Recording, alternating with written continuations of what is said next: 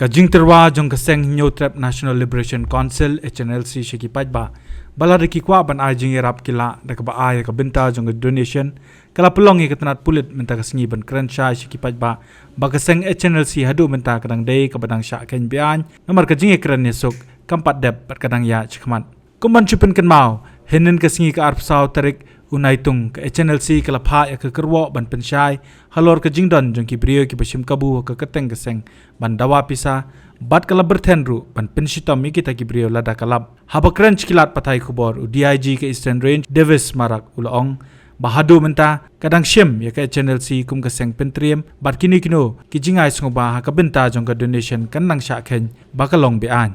Number one, any donation to an unlawful association. HNLC is an unlawful association. So they will be liable. Any form of donation, help, contribution, they will be liable. So anyone donating, contributing, and if we get to know and we have proof that they are donating, we will take action as per law. Even as of now, HNLC is an unlawful association. Yes, we have had reports of such demand notes being served. Unfortunately, nobody has come forward to file an FIR or to report properly to the police. Now, unless these are just rumors which are circulating, because as of now there are no verifiable facts to to substantiate these allegations as of now, because no one has actually.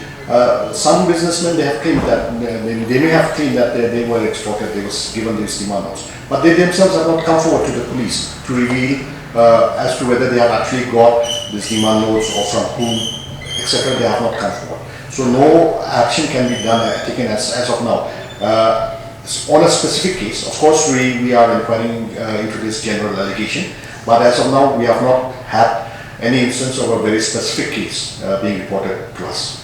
That is always the modus operandi of all the militant groups. And if you recall, recently you must have noticed that there was a fake GNLA also.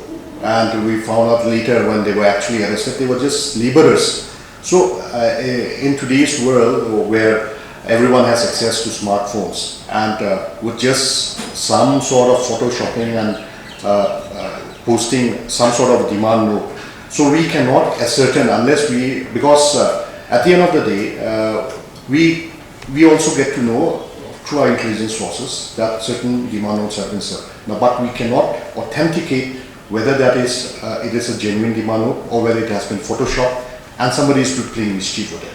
So unless we get a very specific report, then only we will be able to investigate. The problem with photoshopped messages which are being circulated in social media is that it is forwarded hundreds of times. It is difficult to find out the origin of that particular picture or a demand note or anything of that sort. So unless a person who is the first recipient of that particular note, he comes to us, and then only we will be able to verify.